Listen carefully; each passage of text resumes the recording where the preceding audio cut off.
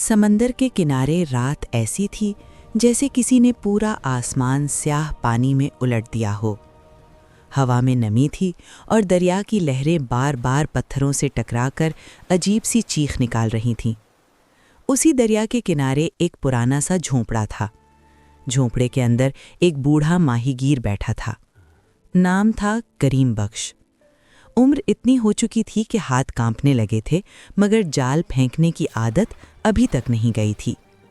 उसकी जिंदगी बस दरिया था और दरिया उससे सब कुछ छीन चुका था, सिवाय सांस के। उस रात मौसम खराब था, इतना खराब कि गांव वाले कहते थे आज जो दरिया में गया वो वापस नहीं आएगा। लेकिन करीम बख्श फिर भी निकला, क्योंकि भूख मौसम नहीं देखती। कश्ती आहिस्ता आहिस्ता बहती जा रही थी। हर तरफ अंधेरा था। करीम बख्श ने जाल फेंका और चंद लम्हों बाद जाल भारी हो गया। उसके चेहरे पर पहली बार उम्मीद आई, शायद आज दरिया मेहरबान है। लेकिन अगले ही लम्हे कश्ती जोर से हिली। ऐसा लगा जैसे पानी के अंदर कुछ जिंदा चीज जाल को खींच रही हो। करीम बख्श ने पूरी ताकत से जाल खींचा और अचानक एक झटके के साथ वो चीज ऊपर आई। मछली नहीं थी, एक लोहे का जंग आलूद संदूक था। बूढ़े के हाथ रुक गए। ये दरिया में संदूक? उसने बड़ी मुश्किल से उसे कश्ती में रखा और खामोशी से किनारे की तरफ वापस चल पड़ा। लेकिन उसकी पीठ पर किसी ने नजरें गाड़ दी थीं। ऐसा एहसास बार बार हो रहा था। झोंपड़े में पहुंचकर उसने चराग जलाया और संदूक खोला। अंदर एक भीगी हुई चादर थी, एक टूटी हुई चूड़ी और एक पुरानी सी छोटी सी जूती। बस यही कुछ। लेकिन जैसे ही करीम बख्श ने चादर को छुआ, उसके हाथ कांपने लगे और आंखों के सामने एक पुराना मंजर जिंदा हो गया। एक बच्ची, रोती हुई आवाज और एक औरत की चीख, इसे छोड़ दो। अचानक दरवाजे पर जोर से दस्तक हुई। ठक ठक ठक। बूढ़ा चौंक गया। इस वक्त कौन? उसने दरवाजा खोला। सामने एक नौजवान लड़की खड़ी थी, बाल भीगे हुए, सांस तेज और हाथ में एक तस्वीर। लड़की ने बगैर रुके कहा, करीम बख्श आप हैं? बूढ़े ने आहिस्ता सर हिलाया। लड़की ने तस्वीर आगे की। इसमें वही बूढ़ा था और एक औरत और एक छोटी सी बच्ची। करीम बख्श के पांव जमीन में जम गए। ये तस्वीर तुम्हारे पास कहाँ से आई? लड़की की आवाज कांप गई। ये मेरी माँ की थी। फिर एक लम्हा खामोशी। और मैं वो बच्ची हूं। ये जुमला किसी गोली की तरह लगा। बूढ़ा पीछे हट गया।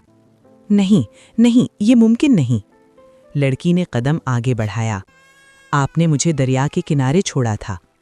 उस रात बारिश थी, मैं रो रही थी। बूढ़ा चीख पड़ा, मैंने तुम्हें मारने के लिए नहीं छोड़ा था। ये सुनकर लड़की रुक गई और पहली बार उसकी आंखों में गुस्सा नहीं था, सिर्फ सवाल था, फिर क्यों छोड़ा? खामोशी, भारी खामोशी। फिर बूढ़ा आहिस्ता बैठ गया। तुम्हारी माँ बीमार थी, हमारे पास खाना नहीं था, मैं एक मछेरे के सिवा कुछ नहीं था। लड़की की आवाज़ टूट गई। और माँ? बूढ़े ने नज़रें झुका लीं। वो उस रात दरिया में गिर गई थी। ये सुनकर कमरा जैसे टूट गया। लड़की की आंखों में आंसू थे, मगर आवाज़ मजबूत थी। तो आपने मुझे अकेला छोड़ दिया? बूढ़ा रो पड़ा। मैंने सोचा था कोई तुम्हें बचा लेगा। मैं गलत था। उसी लम्हे बाहर दरिया की आवाज़ तेज हो गई। ऐसा लगा जैसे पानी सब सुन रहा हो। लड़की ने संदूक की तरफ देखा। ये आपको क्यों मिला आज? बूढ़े ने कांपते हुए कहा, दरिया वापस देता है जब वक्त आ जाए। ये जुमला सुनकर लड़की खामोश हो गई। फिर आहिस्ता बोली, मैं मरने नहीं आई थी, मैं सिर्फ सच जानने आई थी। बूढ़े ने सर उठाया। और अब? लड़की ने लंबी सांस ली और एक ऐसा जुमला कहा जिसने सब बदल दिया, अब आप मेरे साथ चलेंगे। बूढ़ा हंसा पड़ा, मगर वो हंसी दर्द थी। मैं? तुम्हारे साथ? मैंने तुम्हें छोड़ा। लड़की ने फौरन कहा, और मैं बच गई। अब फैसला दरिया नहीं करेगा। खामोशी फिर छा गई। लेकिन ये खामोशी पहले जैसी नहीं थी, इसमें एक नया रास्ता था। अगली सुबह दरिया का पानी बिल्कुल पुरसुकून था। जैसे रात की कोई बात मान ली गई हो।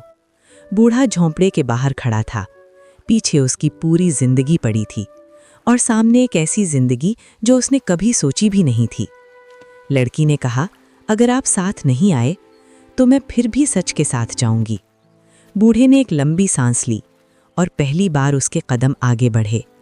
दरिया के किनारे दो साए चल रहे थे, एक बूढ़ा और एक लड़की, जिन्हें जिंदगी ने अलग किया था और वक्त ने आखिरकार दोबारा मिला दिया था। और सबसे आखिरी लम्हा, जब वो कश्ती में बैठे, बूढ़े ने आहिस्ता से कहा, अगर दरिया ने मुआफ कर दिया हो तो शायद मैं भी इंसान हूँ। और कश्ती आगे बढ़ गई, जहाँ पानी था मगर अब तन्हाई नहीं थी।